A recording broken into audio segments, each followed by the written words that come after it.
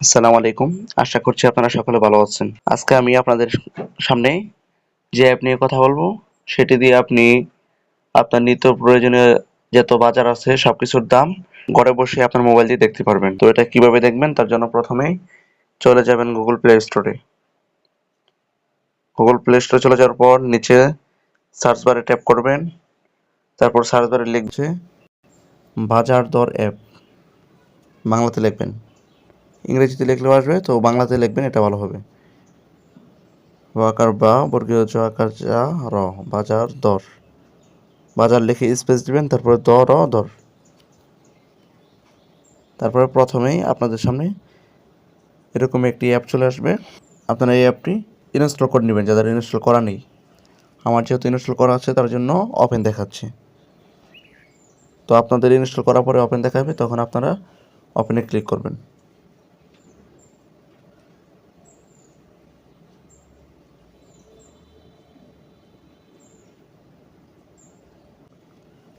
তো আমি ওপেনে ক্লিক করছি।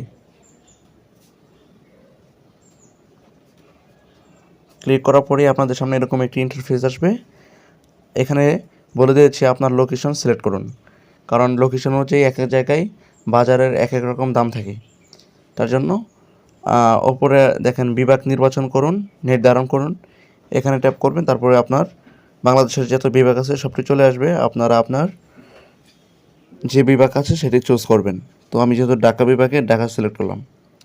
তারপর নিচে দেখেন জেলা নির্ধারণ করুন, এখানে ট্যাপ করবেন। আমি যেহেতু টাঙ্গাইল জেলায় থাকি তাহলে আমি টাঙ্গাইল সিলেক্ট করতেছি।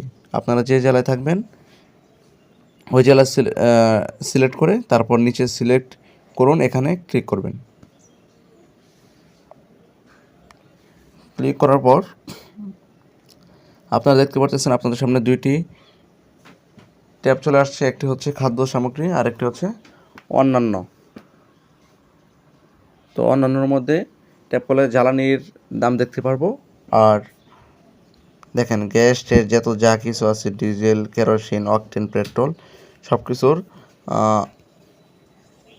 একদম রিয়েল দাম। তারপর হচ্ছে উপরে দেখেন খাদ্য সামগ্রী, এখানে যদি আপনি ট্যাপ করেন অনেকটি অপশন আছে, অনেক।